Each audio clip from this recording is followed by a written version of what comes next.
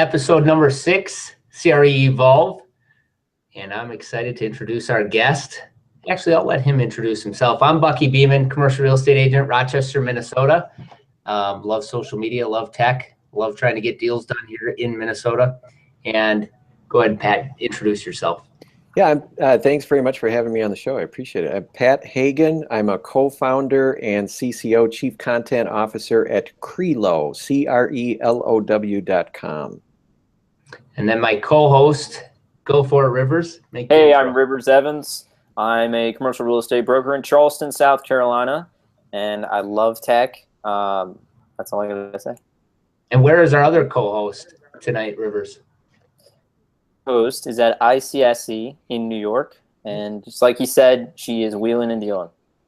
Yeah, I just figured out what the hashtag was. I might have to pull it up again on Twitter. I'll say it here shortly, but there is a hashtag for the deal-making event she's at for ICSC. It looks like there's a lot of people out there, and they're having a bunch of fun. So we'll have to look into that hashtag later tonight to figure out what's happening. So like we always do, let's start off the show with the CRE Wild. What are you seeing out there in tech, in the industry, that's worth sharing with the viewers that they maybe aren't in tune with, or Rivers and I aren't in tune with? What do you got, Pat? Well, I just, and again, you may have already seen the articles. I would assume you've seen at least some of them, but I keep seeing virtual reality and augmented reality, article after article after article, and vendor or provider. The thing that really caught my eye is I saw a soundbite that Goldman Sachs recently estimated that virtual reality or augmented reality as an industry will top $80 billion within the next decade, which, you know, for context, that would make it comparable to the desktop computing market today. So imagine if VR is like computers, it's that common and that ubiquitous in about a decade. And then commercial real estate and residential real estate are expected to have a pretty significant chunk of that. And you know, I also have read that listings that have some video or VR component are substantially more likely to get tour requests and follow through from tenant and tenant reps. So I wouldn't be surprised if VR and you know, virtual tours and whatnot become very much mainstream, and not newsworthy like they are today, but just mainstream within the next few years. Awesome. And I just got to do my first VR experience this last weekend. So oh, you did. So it's good. Yeah. Very good timing. It was amazing. Rivers, what are you seeing in the CRE Wild?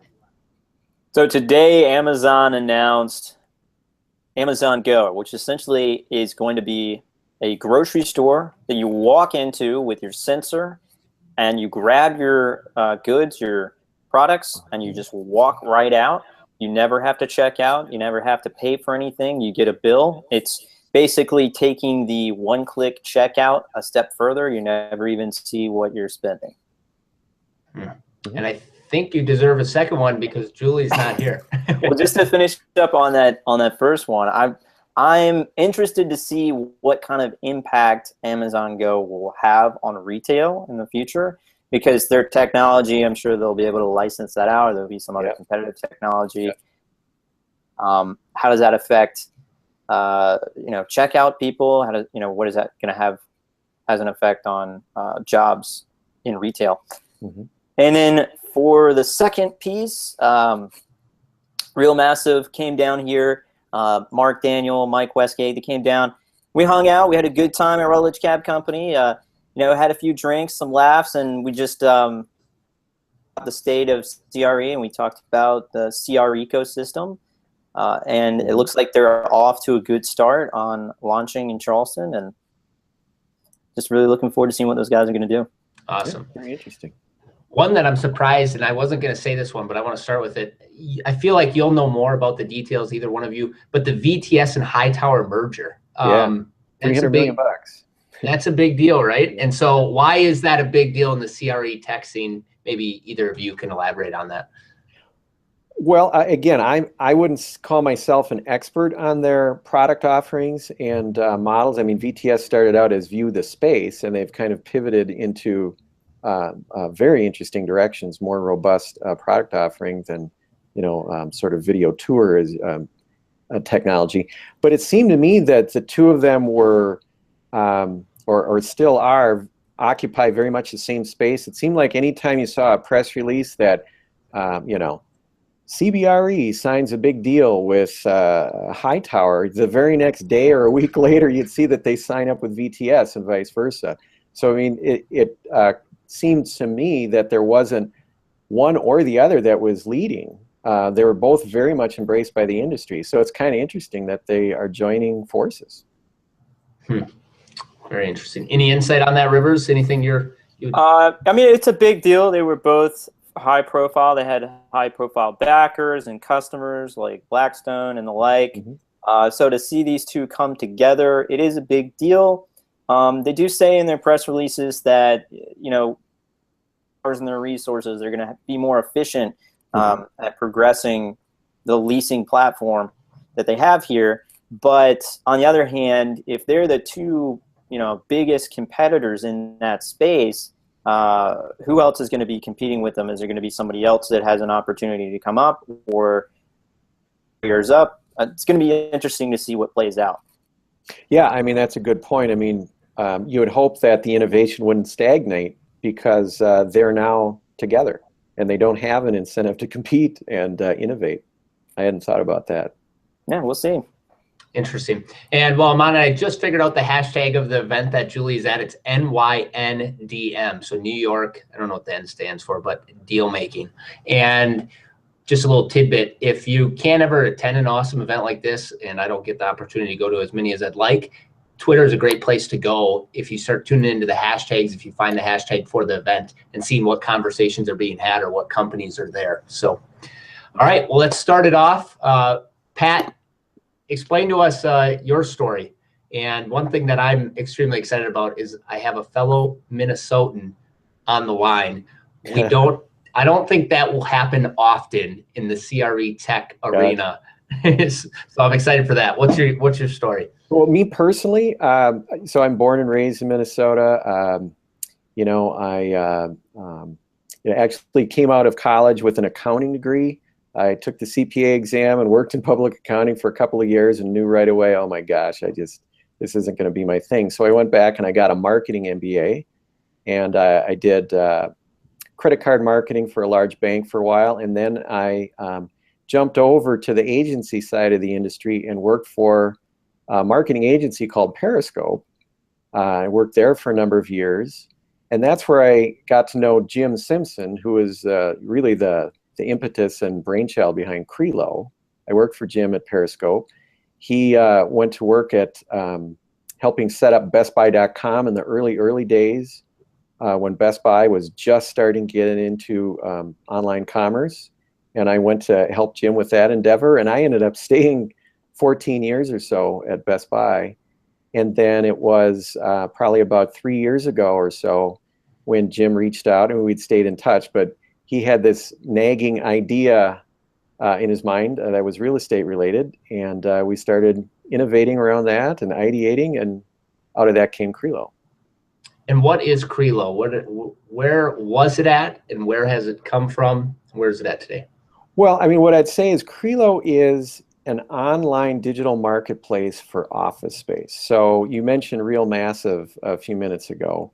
You know, so they're listing based, and you know, same with CoStar, Xceligent, LoopNet, 42 Floors, any of those. They're every 99% chance that that most people's experience with this segment of commercial real estate is based on listings, where you're starting with a known property and its availability and its prices, and then people search a database to figure out if there's something out there that fits what they want.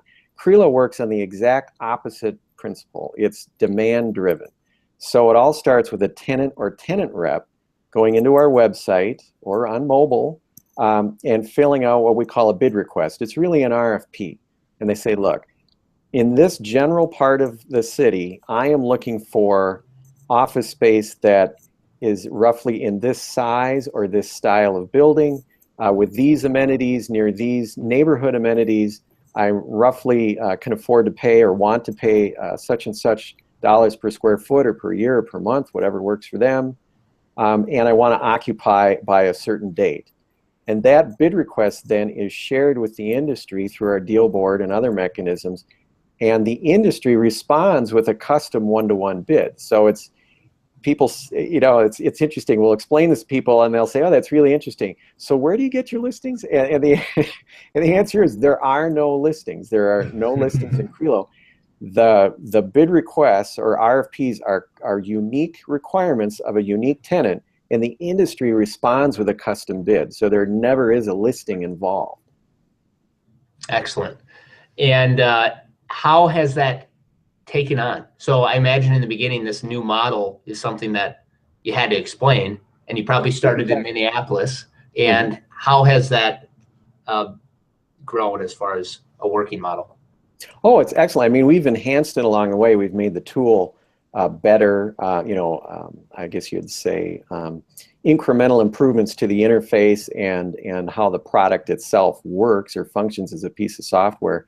But we've grown it. Initially, tenant reps were not able to submit their own bid requests. It was just tenant direct only to the landlord rep side of the industry. And well, it's been over a year now that tenant reps can submit bid requests as well. We've added things like Rep Matcher for tenants who actually want help and don't want to lead the charge themselves, and they don't have a tenant rep currently. Now they can go in and be matched to one. And we've expanded geographically. So I mean, we started in Minneapolis and added Denver, and after that there was Houston and Phoenix and Seattle and the San Francisco Bay Area. So that's where we've grown, and we have plans for other cities geographically, and I don't think it's any great secret, but we are wireframing and considering how to expand and diversify the product into industrial and retail and property sales as well. Awesome. And how has the brokerage community accepted it? And then I won't ask another one because I know Rivers has a bunch of questions as well. So what has the brokerage community said to this product, and how has that gone?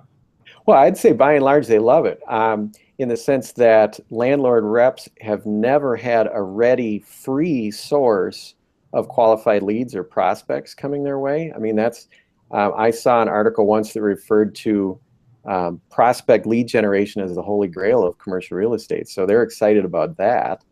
And then on the tenant rep side, they're excited to have a new way to alert their peers in the industry and say, look, I've got a tenant. I'm representing someone who desperately needs 5,000 square feet somewhere in the Southwest Metro. If you've got X, Y, and Z, send me a bid. I mean, that's effectively, I'm paraphrasing it, but that's effectively what a bid request allows. So it's an all new way of getting deals done and helping people close more deals faster. So the industry is pretty excited about it. That's awesome. What do you got for questions, Rivers? You and Jim obviously saw that there was an inefficiency in the market. And do you feel that this is going to grow? I mean, obviously you think it's going to grow as a platform, otherwise you wouldn't be doing it. Do you feel like there's going to be a shakeup in that listing platforms have on the space? Well, I think it's going to grow for sure. And yes, we did see there's inefficiency. I mean, again, that goes back to Jim. He has been a long-time investor in commercial real estate properties, owner and developer of, he would say small scale, in his own terminology. But he had always observed that there's just an inefficiency to this market, the way things happen. And, listing data, I mean, you guys know this as well as anyone, that listing data is sort of accurate. I mean, potentially half the time there's something about any given listing that's out of date. So that created massive inefficiency. So I would say the idea that there's a demand-driven alternative is going to grow and become more popular. Though we would be the first to say that I don't think any one solution is going to replace the idea of listings either. I think there's certainly room for both methods, and they really are methods of connecting tenants to office space and landlord reps with tenants. I think there's certainly room for both. It's just there's never been the alternative to this point, and now there is. Interesting. Another question I would have for you is, how has the CRE tech industry been for you, for your company overall, as the experience of this industry that some would say are maybe still behind the times and others would say we're right on track? how has that experience been? And then what's the state of the CRE tech sector? You know, it's interesting. I don't know that I've heard anyone say that it's right on track. You know, our observation, and even talking to people in the industry who really don't, you know, who haven't been seeking different tools, would be the first to admit that, you know, the kind of transformation we've all seen in travel and retail, dating. You know, you guys are quite a bit younger than me. You know, there was no such thing as a Match or an eHarmony for me, and yet that has revolutionized those industries, if you want to call it an industry, in a way that you just can't even imagine unless you saw it beforehand. So I would say that, you know, by and large, commercial real estate still works pretty much the same way it did 50 years ago, and has been, I mean, in a macro sense, obviously, but it is, I would say it's still behind in that sort of curb jumping technological innovation that we've seen, that you see every day around you in every other industry, every other facet of your life. Something has transformed the way it works. Hasn't really happened yet in commercial real estate. I mean, you hear stories, you know, folks have been in a long time, what a big deal it was to go from the printed listing books like phone books to an online database, and how so many were resistant to email, if you can imagine that, because they were used to phone calls and voicemail and they didn't want to lose the human touch. Well, it's hard to imagine that. Well, I would argue that the industry still has some huge curbs to jump, and that's all going to come in the next 10 years, I predict. Awesome. So what do you see in 10 to 20 years? What do you think is that next leap? Oh boy, specifically? No, you can be as general as you want. Well, I mean, I would not say that I'm a futurist by any stretch of the imagination, but I would imagine, I can imagine a scenario where, as we're talking about, demand-driven needs or requirements are put into some sort of an environment, whether that's a database or, you know, whatever the cloud becomes in the future. It's hard to even imagine. And that is matched up with real-time known vacancies and offers from the people who hold the supply side of the industry.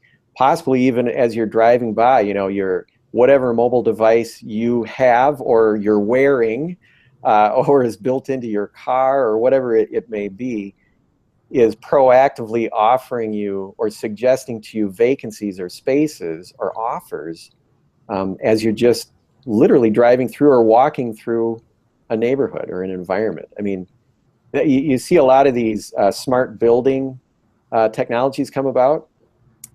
Just imagine if some of that smart building GPS and proximity sensing technology was married with listings and demand side to form this sort of live virtual walkthrough of all the spaces that are around you at any given time, at any given block. Right. Kind of a rambling, nonsensical answer, but Oh, that's a great answer. And I think you're onto something there as far as Contech and prop tech. And if there's somebody to start bridging these sectors together, there really is some real magic that could possibly occur in that area as well, I would say. The Contech Trio is a podcast that if no one has checked it out, it's one worth checking out. Contech Trio. Because if you are into commercial real estate, there's bits and pieces that people are talking about in construction technology that relates, and it just gets you excited for what the future is going to bring. And I think Contech, that sector is ahead of CRE tech from the conversations I'm seeing and what's happening around the world in Dubai and other places as well. So very cool. Yeah, I wouldn't disagree. One question I'd have is, what would you like to see the brokerage community doing to better assist the CRE tech sector and help this area advance? Well, you know, it isn't so much about helping CRE tech, it's just that CRE tech exists to help them. So I guess my advice would be, wouldn't it be great if every broker, no matter what type of work they do, would have a goal, maybe it's a Post-it note or something at their desk, where they would have a goal to try one new technology or one new method every month, just to try it out. and or explore it. Maybe it's fee-based or something, and they can't just try it, but to at least learn about it and give it a shot and see if it worked for them. Because I guarantee you that if every broker did that, by the end of that first year, they would be doing things differently in some measurable and some significant way. They're going to come across an app or a resource or a site, and I'm not saying it has to be Crelow necessarily, just anything that would change the way they do their work, and they're going to close more deals faster and make more money and provide better service to their clients. That's awesome. I think, Rivers, we're going to call that the Crelow goal. And monthly, you're going to have to share what thing you did as far as using what tech new in your thing business. Well, you've already got a head start in that you're going to do a VR demo. So there you go. You're already set for the month. There you go. I'm set for the month. I did my first VR. So thank you very much, Pat. Appreciate you joining our CREvolve show, episode number 6.